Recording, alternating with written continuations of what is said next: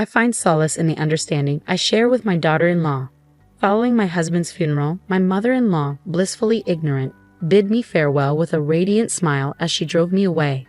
However, the next day, panic painted her face when she visited my parents' house where I sought refuge. It was clear her scheme to secure my husband's inheritance had hit a snag. In that moment, the true gravity of ignorance struck me. My name is Emily. I'm 39, married to John, who is 2 years my junior. We have a daughter, Rose, in first grade. Living with my mother-in-law began a year ago after my father-in-law's passing. Concerned about her solitude in their spacious home, I agreed to the cohabitation. Initially, we split living expenses, offering some relief. Yet, unexpected challenges emerged as my mother-in-law started criticizing me for sharing household chores with my husband. She disapproved, asserting that it was unfit for the head of the family to engage in such tasks. Despite my role as the primary breadwinner due to a 2-year age gap with my husband, my mother-in-law remained oblivious to this fact. Frustrated, I pleaded with my husband to enlighten her about our financial dynamics, hoping to resume our shared responsibilities. However, he hesitated, revealing his reluctance to take on additional chores. Disappointed, I realized a new facet of my husband's character. Eventually, labeled a failure as a wife, I found myself shouldering all household duties alone, while my mother-in-law, a full-time housewife, remained oblivious to the imbalance. It's almost comical that she isn't fulfilling her role as a housewife, considering she should be sharing the household chores. With my husband now liberated from domestic duties, he started venturing out alone on his days off, donning casual attire despite claiming to be at work. Skepticism gnawed at me, questioning the authenticity of his purported work engagements. Moreover, on weekends, he began frequently checking his smartphone, leaving me curious about what captivated his attention. Despite my interest, he guarded his phone closely, leaving no opportunity for me to investigate. His supposed overtime hours were also inconsistent. He often returned home around the usual time or just an hour later. While suspicions of infidelity lingered, observing his routine on weekdays made me question the validity of such thoughts. A few months later, anomalies in my husband's behavior became more apparent.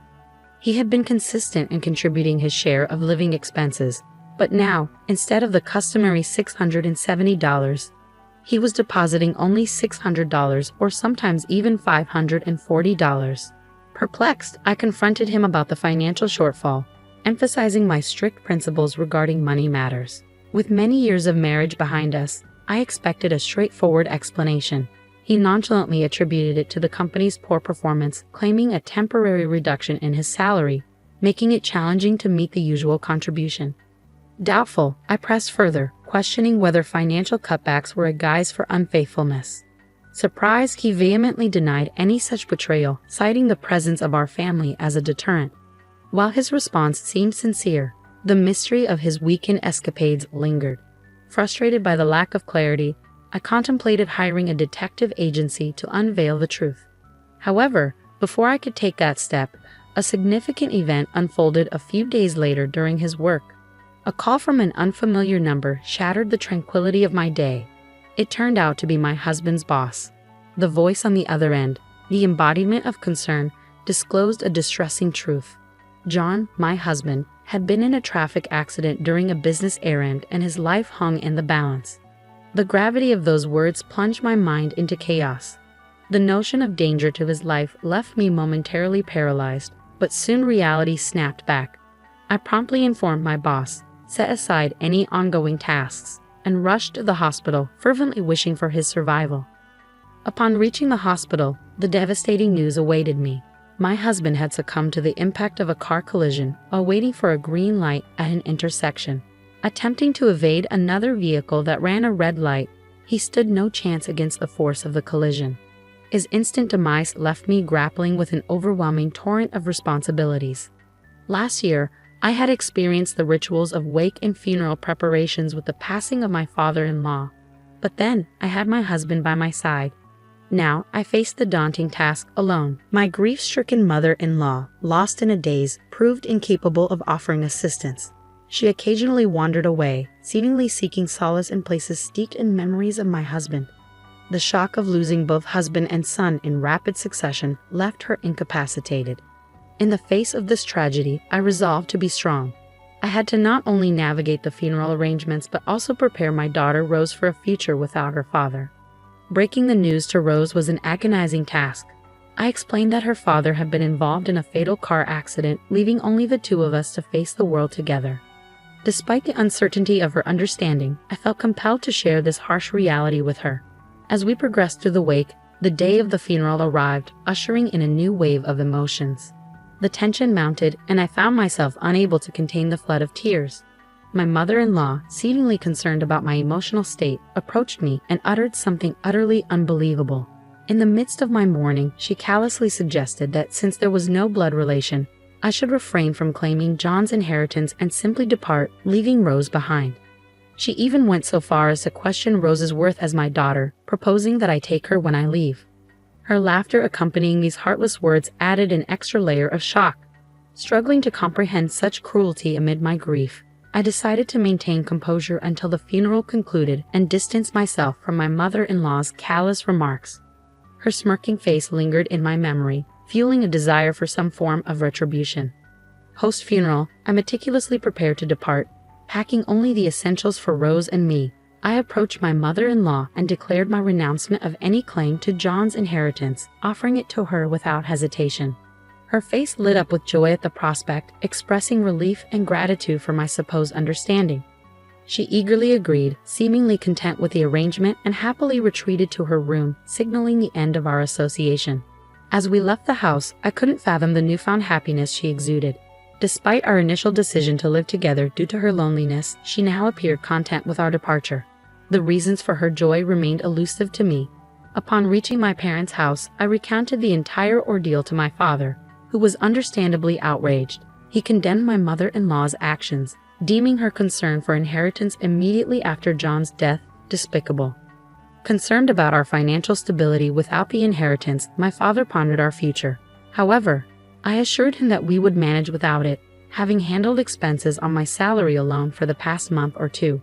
Expressing his concern for Rose's future and the importance of saving, my father generously offered us a place to live.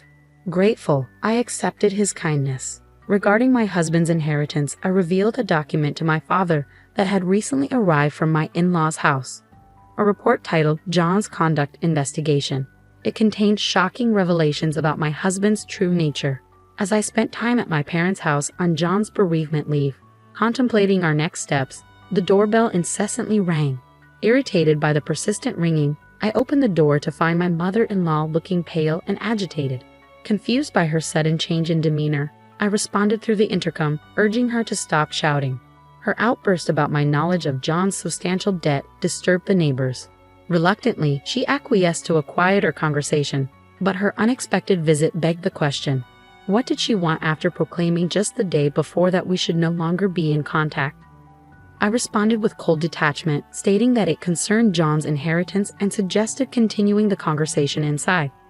However, my mother intervened, adamantly refusing entry to someone who had callously told my grieving daughter to leave during a funeral. Concerned about shielding Rose from the discussion, I concurred with my mother's decision. Unyielding, my mother-in-law insisted on finding an alternative, leading us to agree to talk at a nearby cafe. Once at the restaurant, my mother-in-law wasted no time delving into the discussion. She accused me of leaving the house easily because I knew John was drowning in debt. I confirmed her suspicion, citing John's weekend work claims, perpetual smartphone proximity, and his sudden halt in contributing to living expenses as red flags. To clarify, I hired a detective agency that revealed his gambling addiction and mounting debts, information I learned just 2 days prior. Addressing her concern about my tears at the funeral, I admitted genuine sorrow for the loss but acknowledged that, considering everything, leaving was the right decision. Intrigued, she questioned the total amount of John's debt. Startled, I revealed a demand letter I received that day, a staggering $6,700, contributing to a grand total of $33,700 in debt. I warned her that unless she renounced the inheritance, she'd be burdened with the entire sum. Dismayed by the revelation, my mother-in-law stuttered, confessing that the inheritance from her husband was already spent $13,500 on luxury items, anticipating John's inheritance. This expenditure explained her post-funeral shopping sprees. Realizing her financial recklessness, I acknowledged my inability to assist with her debt, and urged her to handle the renunciation herself. I left, and in subsequent events, she managed to renounce John's negative inheritance, but the $13,500 debt remained. Attempts to seek help from relatives failed due to the rumors of her actions on the day of the funeral. In contrast, life for Rose and me took a positive turn. Despite Rose transferring schools, she embraced her new environment energetically. Living with my parents allowed me to focus on work, providing a stable income. We now spend quality weekends together, exploring shopping malls, visiting theme parks, and enjoying activities we couldn't during John's lifetime. Supported by my loving parents, our days are filled with smiles, and I am determined to sustain this newfound happiness.